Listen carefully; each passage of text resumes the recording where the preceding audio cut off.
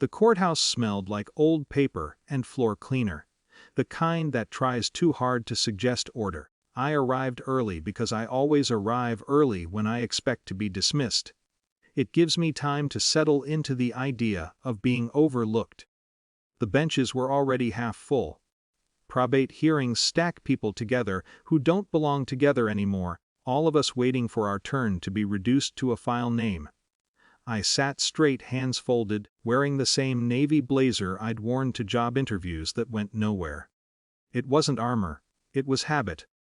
When my cousin slid into the seat beside me, I felt the shift in the air before I heard her.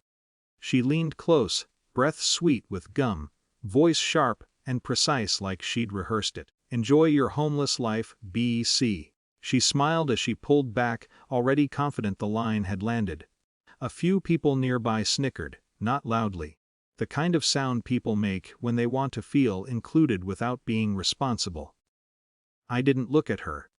I watched the judge's bench instead, the seal carved into the wood, the flags that never seemed to move. What I noticed most was my parents, 2 rows ahead. My mother's shoulders were stiff.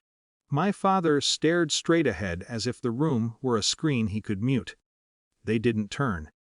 They didn't say anything. They watched like this was already decided, like I was a formality delaying lunch. That hurt more than the whisper. But it wasn't new hurt, it was familiar, worn smooth at the edges. The bailiff called our case. Names echoed, then fell flat. We stood. The judge adjusted her glasses and asked for the estate file in the same tone she might ask for a stapler. Nothing personal. Nothing unkind, just process. As the clerk pulled up the documents, I felt something inside me quiet, not numb, focused. I'd known this moment was coming long before today, long before the will reading that somehow turned into a performance. I had spent nights not arguing, not rehearsing speeches, but assembling, checking, preparing. People mistake silence for surrender. I used to too. The clerk scrolled. The judge frowned slightly, then nodded. She asked a few clarifying questions. My cousin answered with confidence, words tumbling over each other, already tasting victory. She talked about caregiving, proximity, fairness. My parents nodded at the appropriate beats. When the judge turned to me, there was a pause. The kind that invites explanation or apology or tears.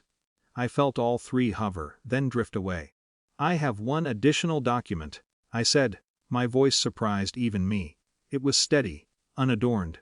The judge gestured. "Please add this to the record." I slid the paper forward.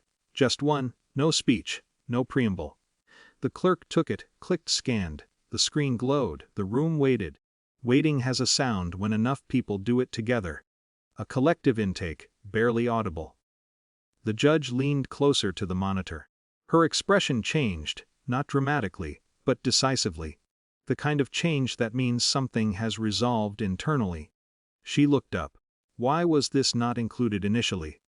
My cousin opened her mouth. Closed it. Looked at my parents.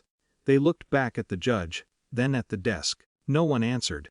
"This document," the judge continued, tapping the screen, "is an addendum signed and notarized 6 months prior to the decedent's passing.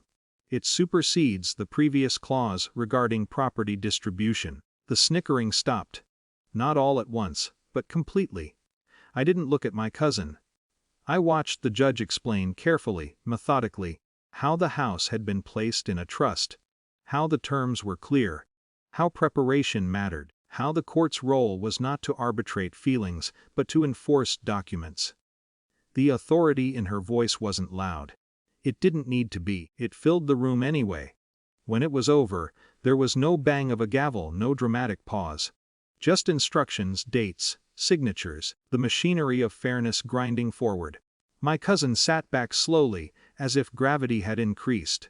My parents finally turned. My mother's eyes searched my face for something, anger maybe or triumph. I gave her neither. I felt something settle in my chest. Not joy. Relief, maybe. Or alignment. The feeling you get when something long out of joint finally clicks, and you realize how much energy you'd been spending compensating. Outside, the sun was too bright for February. People spilled out onto the steps, talking loudly now, recalibrating. My cousin brushed past me without a word. My parents followed, their footsteps hesitant. "Why didn't you tell us?" My father asked, not accusatory, just confused. "I did," I said. "You didn't hear it. That was all. It wasn't meant to wound. It was simply accurate." They stood there, absorbing that. I realized then that this was the real consequence. Not the house, not the paper. The distance that had finally become visible to them, now that it was no longer theoretical. I walked to my car alone. The keys felt heavier than usual in my hand. I sat for a moment before turning the engine over, letting the quiet do its work. I didn't feel victorious, I felt done. Preparedness had carried me here, but it didn't promise warmth on the other side. Just ground, just standing. As I drove away, I thought about how often I'd been underestimated, how often I'd let that define me. Today hadn't corrected anyone loudly. It hadn't embarrassed anyone publicly. It had simply revealed what had been true all along. And that, I realized, was enough.